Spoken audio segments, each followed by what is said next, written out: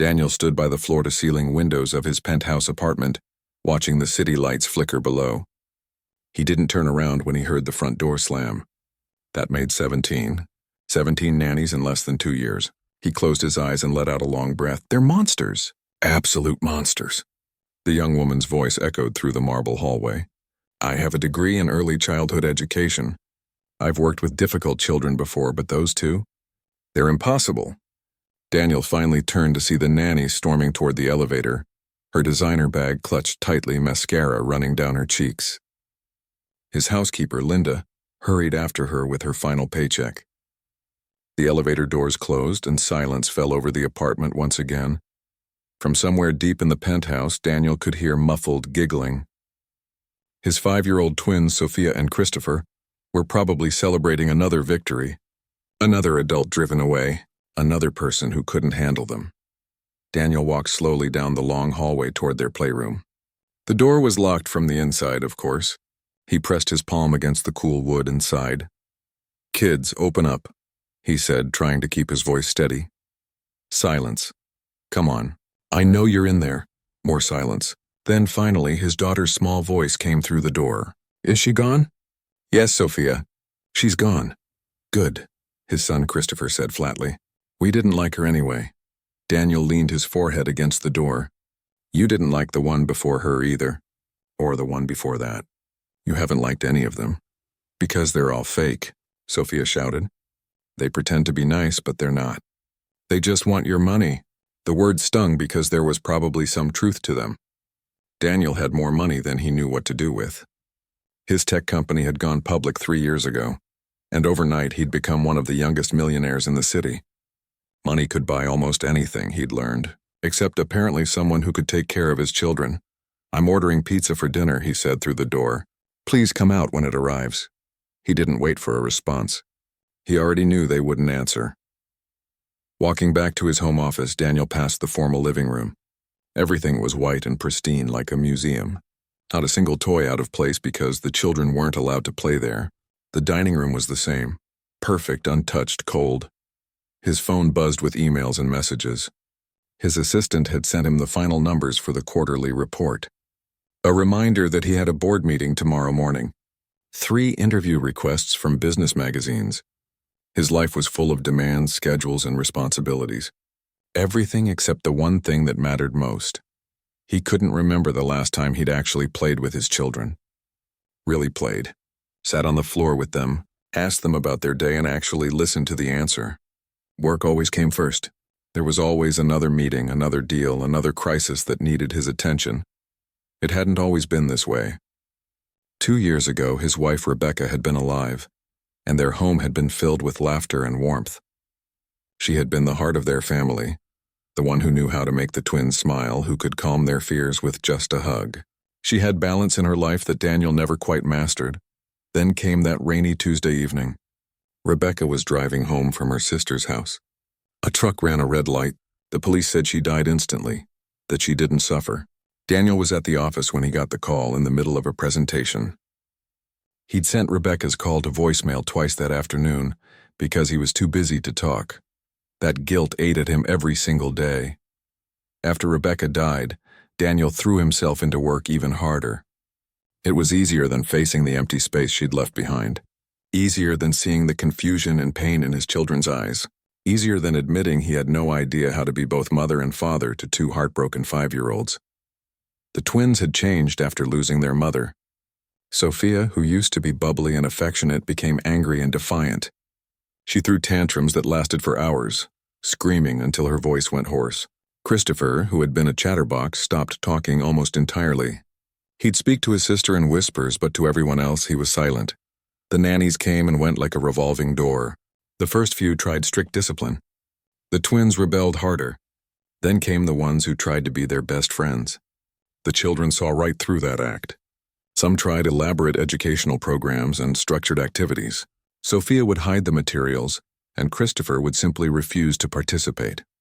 One nanny lasted only 3 days before she found all her belongings floating in the bathtub. Another made it 2 weeks before the twins locked her in the storage closet and hid the key. The most recent one before today had her expensive handbag filled with playground sand, ruining everything inside. Daniel knew his children weren't evil. They were hurting. But he didn't know how to help them. Every parenting book he bought sat unread on his nightstand. Every therapist he contacted had a 6-month waiting list, and the nannies, no matter how qualified or experienced, couldn't break through the walls his children had built. The penthouse doorbell rang, snapping him out of his thoughts. Linda answered it and returned a moment later with the pizza. She set it on the kitchen counter and gave Daniel a long, concerned look.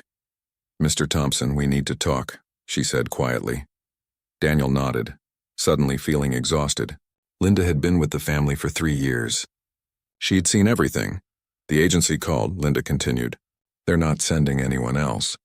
They said the twins have a reputation now and none of their nannies are willing to work here." "Great," Daniel muttered, rubbing his temples. "Just great. But I have an idea," Linda said, her voice brightening slightly. "It might sound unusual, but hear me out." Daniel looked up at her. "You know the Rodriguez family down the hall? I sometimes chat with their housekeeper, Clara. She's been telling me about this woman who works for them a few days a week. Her name is Helen, and from what Clara says, she's absolutely wonderful with children. She raised 4 kids on her own after her husband passed away." "Is she a professional nanny?" Daniel asked. "No," Linda admitted. "She's a maid. She cleans houses. But Clara says she has this gift with kids. The Rodriguez children adore her. And she's looking for more work hours," Daniel frowned. "A maid, Linda, I need someone qualified. Someone with experience and training." "With all due respect, Mr. Thompson," Linda said carefully, "you've tried 17 qualified, experienced, trained nannies. None of them worked. Maybe what Sophia and Christopher need isn't someone with certifications on a wall. Maybe they need someone who actually understands children." Daniel wanted to argue, but what could he say? She was right. Nothing else had worked. His children were miserable. He was miserable. The situation was getting worse, not better. "Fine," he said finally. "Set up a meeting. But I'm not promising anything." Linda smiled. "I'll call Clara right now." 2 days later, Daniel found himself sitting in his formal living room, waiting to interview a maid to take care of his children. His mother would be horrified if she knew. His business partners would think he'd lost his mind. But desperation had a way of making you consider options you'd normally dismiss. The doorbell rang right on time. Linda opened the door and welcomed in a woman who looked to be in her early 50s. She was average height with kind eyes and a warm smile. She wore simple, clean clothes and carried herself with quiet dignity. There was something immediately calming about her presence. "Mr. Thompson, this is Helen Morrison," Linda said. Daniel stood and shook her hand. "Thank you for coming." "Thank you for meeting with me," Helen replied. Her voice was gentle but confident. "I know this is an unusual situation." They sat down and Daniel launched into his prepared speech about the twins, their behavior problems, and what he expected from whoever took care of them. He listed the duties, the schedule, and the salary. Helen listened patiently, nodding occasionally. When he finished, she was quiet for a moment. Then she said something that caught him completely off guard. "Mr. Thompson, when's the last time you sat on the floor and played with your children?" Daniel blinked. "I'm sorry, what?" "When did you last spend time with them? Not telling them to behave or asking about homework. Actually playing. Being present with them." He felt defensive. "I'm very busy. I run a company. I provide everything they need." "I'm sure you do," Helen said gently. "But things aren't what they're missing, are they?" The words hung in the air between them. Daniel felt something crack open inside his chest, something he'd been keeping carefully locked away. This woman, this stranger, had taken one look at the situation and seen right through to the heart of the problem.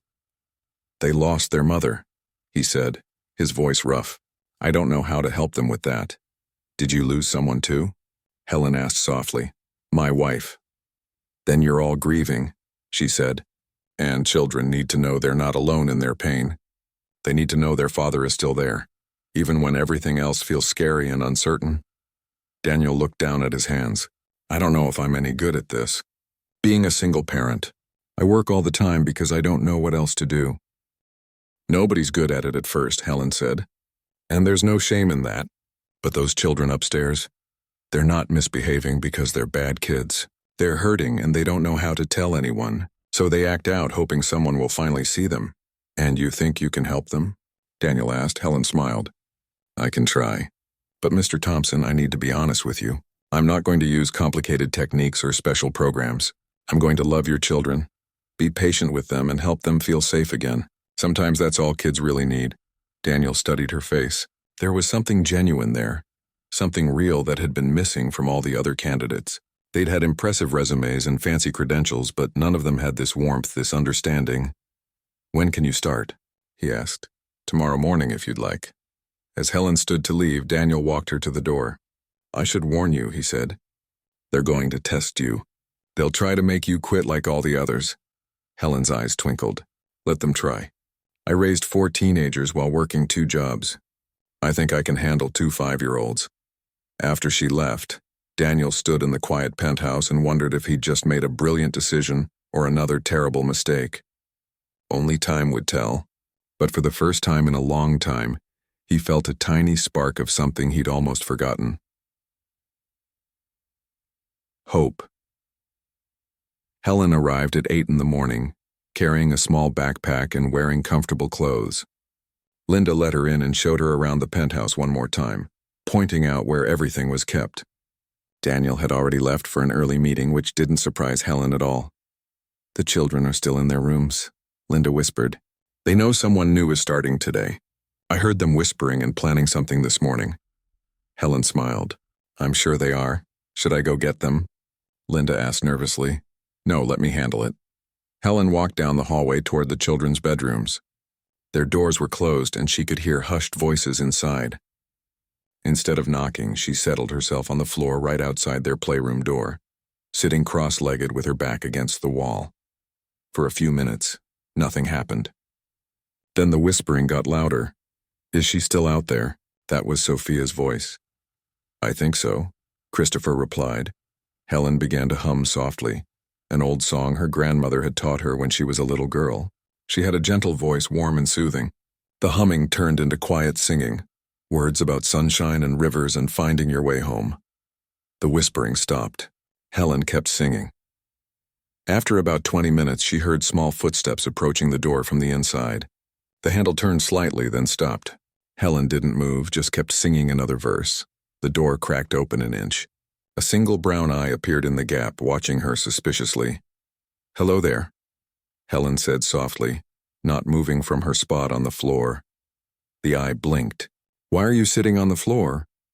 Because it seemed like a comfortable place to sit. Would you like to join me? No, Sophia said firmly. But she opened the door a little wider. Christopher appeared behind her, silent as always, his small hand gripping his sister's pajama sleeve. That's okay, Helen said. You don't have to come out if you're not ready. I'll just wait here. The other nannies never waited, Sophia said, her voice challenging. They always made us come out. Well, I'm not the other nannies. Sophia studied her for a long moment. You're going to quit anyway. They all do. What makes you think that? Because we're too much trouble. That's what the last one said. She said we were impossible. Helen's expression softened. You know what I think? I think you two have been through something really hard, and nobody's been listening to you. So you found other ways to be heard. Christopher's grip on his sister's sleeve tightened. Sophia's tough expression wavered for just a second. We don't need another nanny, Sophia said, but her voice was quieter now. Maybe not, Helen agreed. But maybe you could use a friend. They stood there in silence for another minute. Then Christopher tugged on Sophia's sleeve and whispered something in her ear. She nodded.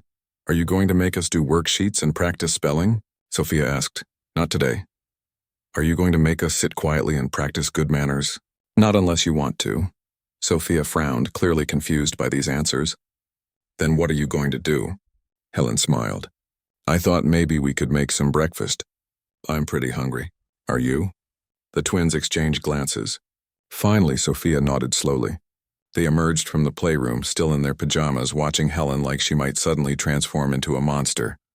Helen stood up and brushed off her pants. Lead the way to the kitchen. When they got there, Sophia immediately said, We're not allowed in the kitchen.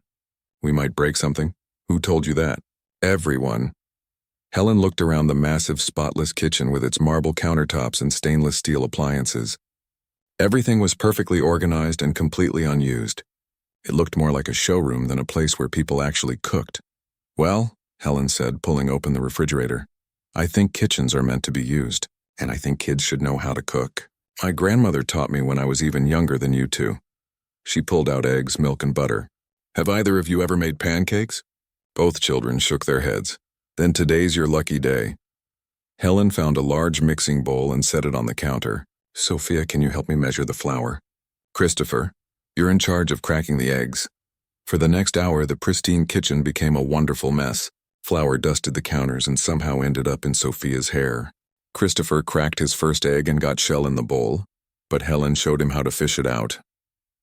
They measured and mixed and stirred, and slowly, something magical happened. The twins started to relax. Sophia asked questions about everything. How did Helen know how much flour to use? Why did the batter need to rest? Christopher didn't speak, but he watched everything intently. And when Helen asked him to stir, he did it with complete concentration. When the first pancake hit the hot griddle, both children leaned in close to watch it cook. Their eyes widened as bubbles formed on the surface. When you see bubbles like that, it's ready to flip, Helen explained. Want to try, Sophia? Sophia looked nervous but nodded. Helen guided her hand on the spatula, and together they flipped the pancake. It landed perfectly, golden brown on one side.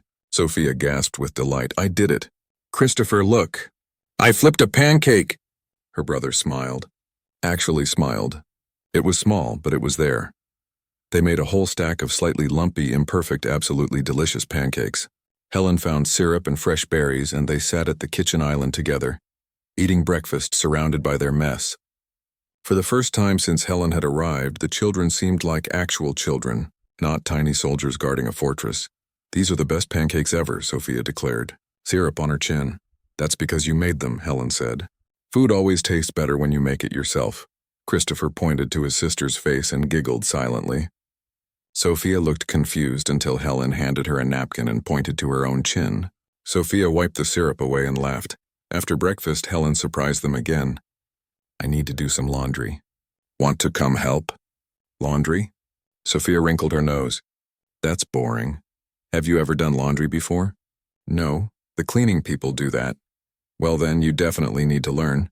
It's an important life skill. Helen gathered up some towels and led the twins down to the building's laundry room in the basement. It was a completely different world from the penthouse. Plain, functional, with rows of washing machines humming away. Helen showed them how to sort clothes by color, how to measure detergent, and how to start the machine. She explained why hot water was for whites and cold water for colors. Christopher was fascinated by the spinning drum, pressing his face close to the glass to watch the clothes tumble. My mama used to let me help with laundry, Sophia said quietly. It was the first time either child had mentioned their mother to Helen. She said I was a good helper. I bet you were, Helen said gently. What else did you and your mama do together? Sophia thought for a moment. She used to sing to us at bedtime, and she made really good spaghetti. And she always knew when we were sad, even if we didn't say anything. She sounds like she was a wonderful mother. She was the best. Sophia's eyes filled with tears. I miss her so much. Helen pulled the little girl into a hug. Of course you do, sweetheart. It's okay to miss her. It's okay to be sad about it. Daddy never wants to talk about her, Sophia whispered. He gets all quiet and goes to his office when we mention her. Your daddy's sad too, Helen said softly. Sometimes grown-ups don't know how to show their feelings. But that doesn't mean he doesn't miss her just as much as you do. Christopher had been listening quietly. Now he moved closer and leaned against Helen's side. She wrapped her other arm around him. The three of them stood there in the basement laundry room, surrounded by the warm, clean smell of detergent and the steady hum of machines. And Helen let the children cry. Nobody rushed them. Nobody told them to stop. Nobody changed the subject. When the tears finally slowed, Helen said, You know what I think we should do? Both children looked up at her with red-rimmed eyes. I think we should make a special place in your rooms where you can keep your favorite memories of your mama. Photos, drawings, anything that reminds you of her. That way she's always close by. Really? Sophia asked. We're allowed to do that? Why wouldn't you be? Because all her stuff got put away after she died. Daddy said it was too hard to see it everywhere. Helen's heart ached for this family. Well, I think it's important to remember the people we love. Come on, let's go find some of those photos. Back in the penthouse, Helen asked Linda where Rebecca's belongings had been stored. Linda showed her several boxes in a storage closet, packed carefully away. Inside were photo albums, trinkets, and personal items that had once filled the apartment with warmth. Helen brought the boxes to the twins' playroom and sat on the floor with them. Together they went through the albums, and the children told her stories about their mother. Sophia remembered the time Rebecca took them to the beach and built the biggest sandcastle. Christopher pointed to a photo of Rebecca reading to them, and his eyes lit up with recognition. She read to us every night, Sophia explained. Christopher's favorite was the book about the caterpillar. Helen listened to every story, asked questions, and helped the twins select their favorite photos.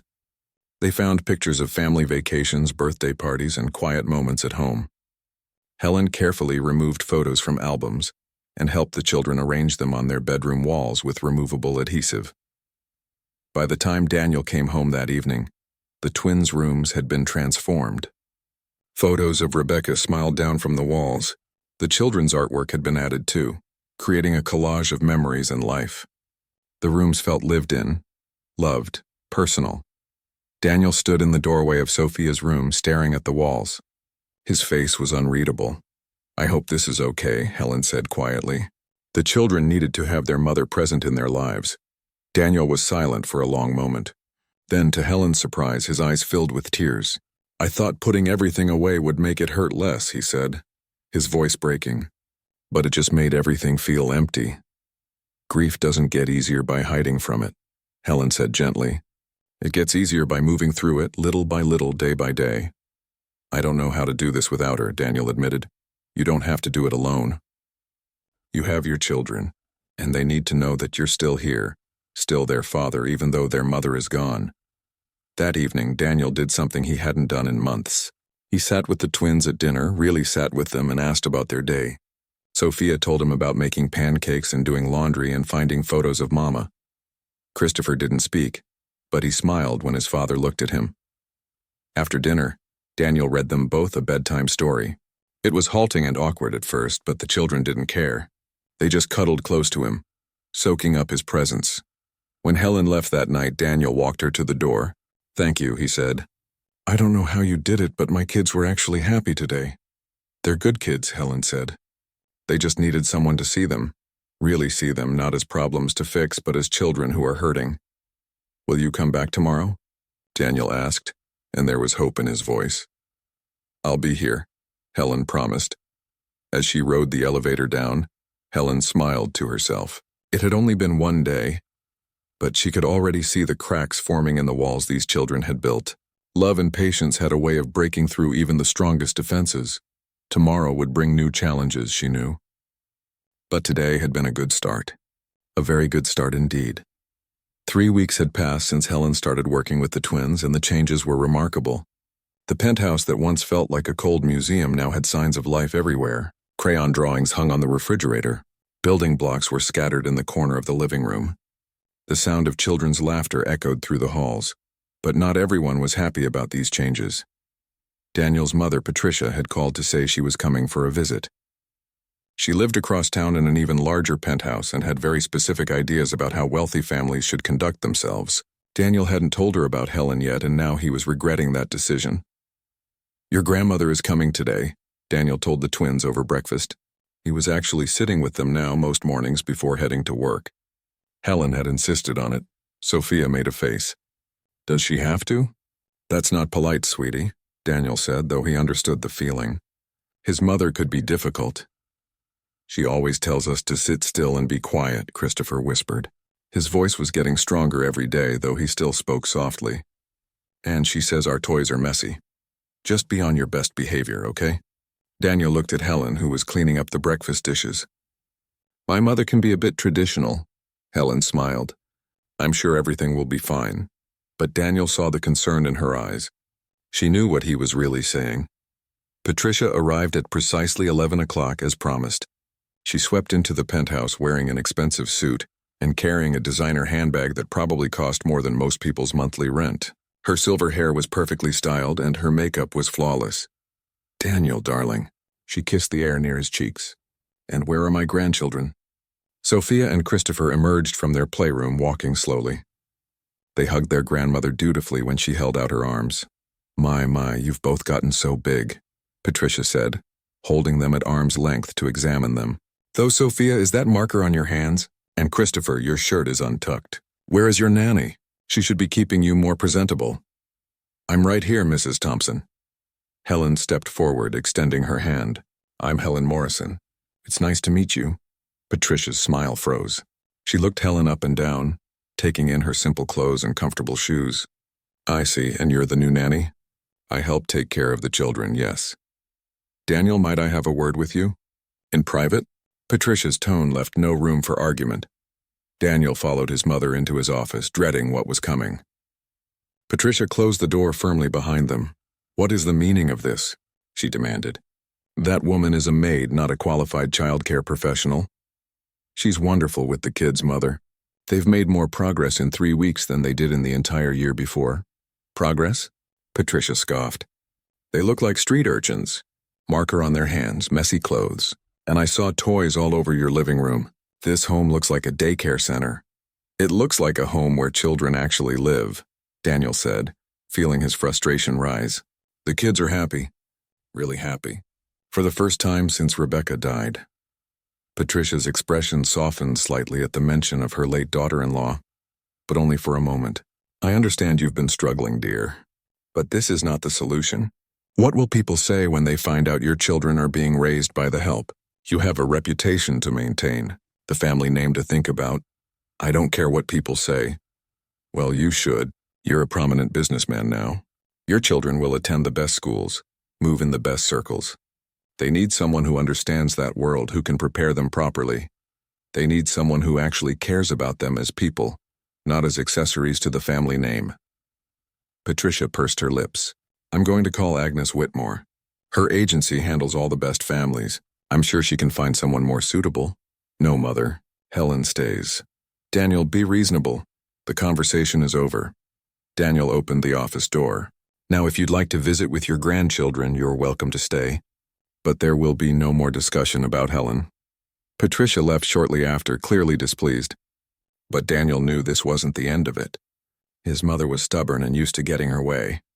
That evening, Helen noticed Daniel was quieter than usual. After the twins went to bed, she found him standing by the window, staring out at the city lights. "Your mother doesn't approve of me," Helen said gently. Daniel turned, looking guilty. "She's very traditional, set in her ways. She thinks I'm not good enough to care for your children because of what I do for a living." "Helen, I don't think that. What you do, what you've done for my kids, it's incredible." Helen smiled sadly. "Mr. Thompson, I've been doing this kind of work my whole life. I know how some people see me. It's okay. I'm used to it." "It's not okay," Daniel said firmly. "You've done more for this family than anyone. My mother just needs time to see that." But time was something they might not have. The next week, Daniel had to attend a school function for the twins. It was a fall festival where parents and children participated in activities together. Helen had helped Sophia make a costume and had practiced Christopher's presentation with him for days. When they arrived, Daniel immediately noticed the stairs. Other parents whispered to each other, glancing at Helen. She walked beside the children, holding Christopher's hand while Sophia skipped ahead. "Is that the nanny?" one mother said, not quite quietly enough. "I heard she's actually a cleaning lady," another replied. "Can you imagine? With all his money, and that's who he hires to raise his children." Daniel felt his face flush with anger, but Helen remained calm, as if she hadn't heard anything. She helped the children find their classroom and encouraged them to show their father their artwork displayed on the walls. Things got worse when they went outside for the activities. A small group of mothers approached Daniel while Helen was helping Christopher with the ring toss game. "Daniel, we wanted to express some concern," one of them said. Her name was Victoria, and her son was in Sophia's class. "About your children's caregiver. What about her?" "Well, is she actually qualified? Does she have the proper certifications? Some of us have been talking, and we're worried about whether she's the right influence for children at this school." Daniel felt his temper rising. "Helen is more than qualified. My children have thrived under her care." "But surely you can see how it looks," another mother chimed in. "This is a prestigious school. We have standards. Having someone like that," "Someone like what?" Daniel interrupted, his voice sharp. Someone who actually cares about children. Someone who's kind and patient and loving. The women exchanged uncomfortable glances. We just think you should consider someone more appropriate. For the children's sake. Daniel looked across the playground to where Helen was kneeling beside Christopher, celebrating as he finally got a ring on the post. Christopher was laughing, actually laughing out loud, something he rarely did. Sophia ran over and hugged Helen around the neck, and Helen hugged her back with genuine affection. "You know what I see when I look at her?" Daniel said quietly. "I see the woman who gave me my children back, who taught them it was okay to laugh again, who helped them remember their mother without fear, who showed them what unconditional love looks like." He paused. "And if you can't see that, then that says more about you than it does about her." He walked away, leaving the stunned mothers behind. But the damage was done. Over the next few days, Daniel started noticing things. Other parents pulling their children away when Sophia or Christopher tried to play with them. Fewer invitations to birthday parties. Whispers in the school hallway. Then came the phone call that changed everything. Daniel was in a board meeting when his assistant interrupted. Something she never did. "I'm sorry, sir, but there's someone from Child Protective Services on the line. They say it's urgent." Daniel's blood ran cold. He excused himself and took the call in the hallway. The social worker was professional but firm. They'd received an anonymous report expressing concern about the children's care. Someone claimed the children were being neglected, that they were under the supervision of an unqualified caregiver. An investigation would need to be conducted. Daniel wanted to scream. Instead, he calmly explained the situation and invited them to visit the home and interview Helen. The social worker agreed to come the next day. When he got home that evening, Daniel found Helen in the kitchen with the twins making homemade pizza for dinner. Flour covered the counter and both children were giggling as they stretched the dough. It was such a normal, beautiful scene, and someone was trying to destroy it. After the children went to bed, Daniel told Helen about the call. Her face remained calm, but Daniel saw something flicker in her eyes. Pain. "Someone reported you because of me," she said softly. "This is insane. Our home is spotless. The kids are healthy and happy. Any investigator will see that." "Maybe," Helen said. "But Mr. Thompson, I think maybe it's time for me to step back. If I'm causing problems for you and the children—" "No." Daniel's voice was firm. "Absolutely not. You're not going anywhere. The children need stability. They need you. If people are going to keep attacking because of me, then let them attack. I'm not letting you go. These kids need you, Helen. I need you." Daniel ran his hands through his hair, frustrated. "For the first time in 2 years, my children are actually living instead of just surviving." Sophia laughs again. Christopher talks. "They play and make messes and act like normal kids. That's because of you." Helen's eyes filled with tears. "I've worked in enough wealthy homes to know how this goes. I know what people think of someone like me. Maybe they're right. Maybe your children deserve someone with degrees and certifications. My children deserve someone who loves them. Everything else is just paper." The social worker came the next day.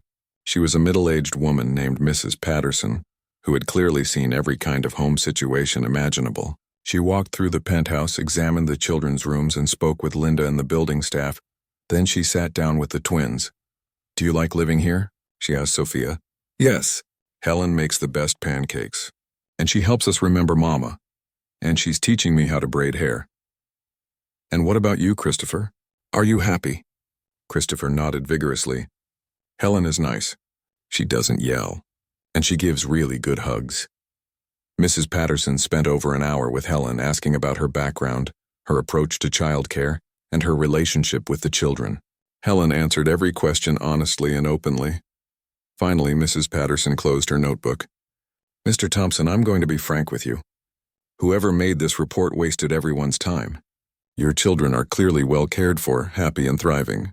Your home is clean and safe. And Miss Morrison here is obviously devoted to these kids." Daniel felt relief wash over him. "So there's no issue?" "The only issue I see is that some people need to mind their own business." Mrs. Patterson stood up and shook Helen's hand. "You're doing a wonderful job. Don't let anyone tell you different." After she left, Helen sat down at the kitchen table, her hands shaking slightly. Daniel sat across from her. "I meant what I said last night," he told her. "You're not just an employee. You're family, and I'm going to make sure everyone knows it. Mr. Thompson, Daniel, he corrected. Please, call me Daniel. Helen smiled through her tears. This job was supposed to be temporary, you know. Just something to help pay my daughter's college tuition. I never expected to care about you all so much. We care about you too, all of us. That weekend, Daniel made a decision. He called his lawyer and had Helen's employment status changed. She was no longer an hourly worker. She was a salaried member of the household with full benefits, retirement, and health insurance. He tripled her salary without telling her first, and when she tried to protest, he refused to discuss it. You gave me my family back, he said simply. This is the least I can do. But Daniel knew that money wasn't enough. He needed to show the world, and especially those judgmental parents and his own mother, that Helen wasn't just the help. She was essential. She was respected. She was valued. And he was going to make sure everyone understood that, no matter what it cost him. The next school event changed everything. It was the annual fall parent-teacher meeting, where families gathered to discuss their children's progress. Daniel had been dreading it after what happened at the festival, but he refused to hide or feel ashamed. This time, though, he made a choice. He asked Helen to come with him. Are you sure? Helen asked, surprise evident on her face. Usually only parents attend these meetings. You spend more time with the kids than I do, Daniel said. You help with their homework, handle their problems, know their struggles. You should be there. Helen hesitated. Daniel, after everything that's happened, are you sure you want to give people more reason to talk? Let them talk, he said firmly. I'm done hiding the truth. You're not just someone who works for us. You're part of this family, and it's time everyone knew it. They walked into the school together, Daniel on one side of the twins and Helen on the other. The moment they entered, conversation stopped. Heads turned. The whispers started immediately. Daniel held his head high and guided his family to their assigned table. He pulled out a chair for Helen, right next to his own, making a clear statement about where she belonged. The twins' teacher, Mrs. Ramirez, approached with a warm smile. She was one of the few people who'd shown genuine kindness throughout everything. Mr. Thompson, wonderful to see you. And you must be Helen, she said, shaking Helen's hand. I've heard so much about you from Sophia and Christopher. They talk about you constantly. All good things, I hope, Helen said with a gentle laugh. Very good things. In fact, I wanted to tell you both how remarkable the changes have been in these two. Mrs. Ramirez opened her folder. 3 months ago, Sophia was struggling with anger management and Christopher barely spoke in class. Now, Sophia is one of my most engaged students and Christopher participated in show and tell last week. That's huge progress. That's all Helen's doing, Daniel said, loud enough for nearby tables to hear. She's been incredible with them. Mrs. Ramirez nodded. Whatever you're doing at home, keep doing it. These children are thriving. As the evening progressed, Daniel noticed something. While some parents still whispered and stared, others seemed curious. One father approached during the break, introducing himself as Richard. I hope you don't mind me saying this, Richard began, but I've noticed a real change in your kids. My son, Tyler, has been trying to be friends with Christopher, and he told me Christopher is really funny once you get to know him. Christopher's come out of his shell a lot lately, Daniel said, putting his hand on Helen's shoulder. Helen has worked wonders with both of them. Richard smiled at Helen. My wife and I are raising our 3 boys, and honestly, half the time we have no idea what we're doing. It's clear you've got a real gift with children. After he walked away, Helen looked at Daniel with tears in her eyes. That might be the first time someone at this school has said something kind to me. It won't be the last, Daniel promised, but not everyone was ready to change their minds. Victoria, the woman who'd confronted Daniel at the festival, made sure to corner him near the refreshment table.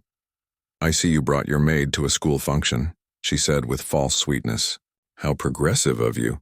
Daniel set down his coffee cup with deliberate calm. For Victoria, I'm going to say this once, and I want you to listen carefully. Helen is not my maid. She's the person who saved my family when we were falling apart. She's the reason my children smile again, and she deserves more respect than you've shown her. I simply think there are appropriate boundaries.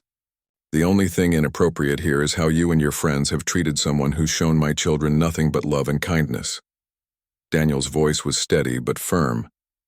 Helen has more integrity in her little finger than some people in this room have in their entire body.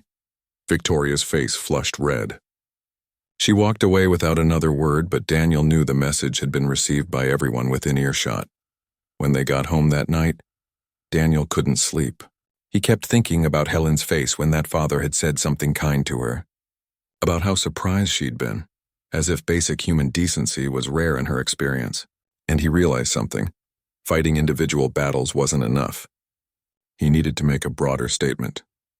The next morning, he called his publicist. "I want to do an interview," he said, "about my family, about the twins, and about Helen." His publicist was confused. "You've always kept your personal life private. Why now?" "Because silence feels like shame, and I have nothing to be ashamed of." The article came out 2 weeks later in one of the city's major newspapers.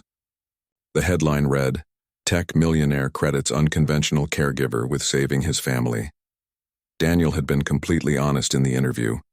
He talked about losing Rebecca, about his children's struggles, about the 17 nannies who'd failed, and he talked about Helen, how she'd come into their lives with no fancy credentials but with something more important, genuine love and understanding. "My children were drowning, and I didn't know how to save them," the article quoted him saying. "Helen threw them a lifeline. She didn't fix them because they weren't broken. She just loved them through their pain. And that made all the difference." He'd included photos too. Not stiff formal portraits, but real moments. Helen and the twins baking in the kitchen. All 4 of them at the park. Christopher hugging Helen while she read him a story. Images that showed the truth of their relationship. The response was immediate and overwhelming. Daniel's phone buzzed constantly with messages. Some were supportive, praising his honesty and Helen's dedication, but others were harsh, criticizing his judgment and questioning his parenting. His mother called within an hour of the article's publication. "Daniel, what have you done? You've made a public spectacle of our private family matters." "I've told the truth, Mother." "You've embarrassed yourself in the family name." "People are talking." "Good," Daniel said. "Let them talk. I'm tired of pretending that love and dedication are somehow less valuable than a degree from an expensive university." Patricia was silent for a moment. "You're making a mistake. That woman has you fooled, and you're going to regret this. The only thing I regret is not standing up for her sooner." At work, the reactions were mixed too. Some colleagues respected Daniel's honesty. Others questioned whether it was appropriate for a CEO to be so public about his personal life. One board member even suggested it might affect the company's image. "Our image?" Daniel said during a tense meeting. "What image is that?" "The image that says we only value people based on their job titles. That's not an image I want to represent." But the most surprising responses came from unexpected places. Letters started arriving at Daniel's office. Emails flooded his inbox. They were from other parents, other families, sharing their own stories. One mother wrote about how she'd struggled to find good childcare until a neighbor offered to help. Someone without formal training, but with a grandmother's wisdom and patience. Another father wrote about his son's nanny who'd been with them for 15 years and was more family than employee. "Thank you for saying what so many of us feel but are afraid to admit," one email read. "The best caregivers aren't always the ones with the most impressive resumes." Helen showed up to work one morning with tears in her eyes. "Daniel, I've been getting phone calls. Other families in the building want to hire me. They're offering me more money, better hours." Daniel felt his heart sink. Of course they were. Now that he'd publicly validated Helen's worth, everyone wanted her. "Are you going to take one of those offers?" he asked, trying to keep his voice steady. Helen looked shocked. "What? No." "Why would I leave?" "Because you deserve the best opportunities." "I have the best opportunity," Helen interrupted. "I have a family that loves me. Children who've become like my own grandchildren. A job where I'm respected and valued." She smiled. "Money isn't everything, Daniel. You of all people should know that." Relief flooded through him. "I just want you to know you have options. You're not trapped here. I'm not trapped. I'm exactly where I want to be." That weekend, something unexpected happened. Daniel's mother showed up at the penthouse unannounced. This time, though, she didn't look angry. She looked tired. "I read the article," Patricia said without preamble. "Multiple times, actually." Daniel braced himself for another argument. "And I've been doing some thinking. About your father, actually." Patricia sat down on the couch, something she rarely did in this apartment. "After he died, I was lost. Completely lost." "Do you remember who helped me through that time?" Daniel thought back. "Rosa, your housekeeper." "Yes. Rosa, who didn't have any formal training in grief counseling or therapy. But she sat with me when I cried. She made me eat when I didn't want to. She forced me to get out of bed and keep living. Patricia's voice grew soft. She was just a housekeeper. That's what I always called her. But she saved my life during the darkest time. Daniel sat down across from his mother, stunned. I think I've been so hard on you because I was jealous, Patricia admitted. Jealous that your children have someone like Helen when they need her most. Jealous that you were brave enough to let her in when I kept Rosa at arm's length, always maintaining that distance between employer and employee. She looked up with tears in her eyes. Rosa died 5 years ago, and I never told her how much she meant to me. I never thanked her properly, and I've regretted it every single day since. Mom, so I came here to apologize. To you and to Helen. Patricia stood up. Is she here? Daniel called for Helen, who emerged from the kitchen where she'd been giving the twins their afternoon snack. She looked nervous when she saw Patricia. Helen, I owe you an apology, Patricia said directly. I judged you based on your profession rather than your character. That was wrong, and I'm sorry. My grandchildren are lucky to have you in their lives. Helen looked stunned but gracious. Thank you, Mrs. Thompson, that means a lot. Please call me Patricia. She smiled, and it was genuine. And I'd like to get to know you better if you're willing. Perhaps we could have tea sometime? I'd love to hear more about how you've helped the children. After Patricia left, Helen turned to Daniel with wide eyes. Did that really just happen? I think my mother just became your ally, Daniel said with a laugh. The twins ran in from their playroom, and Sophia immediately hugged Helen around the waist. Can we make those cookies again? The ones with chocolate chips? Of course, sweetheart, Christopher tugged on Daniel's sleeve. Daddy, will you help too? Daniel looked at his son's hopeful face and felt his heart swell. Absolutely. Let's all do it together.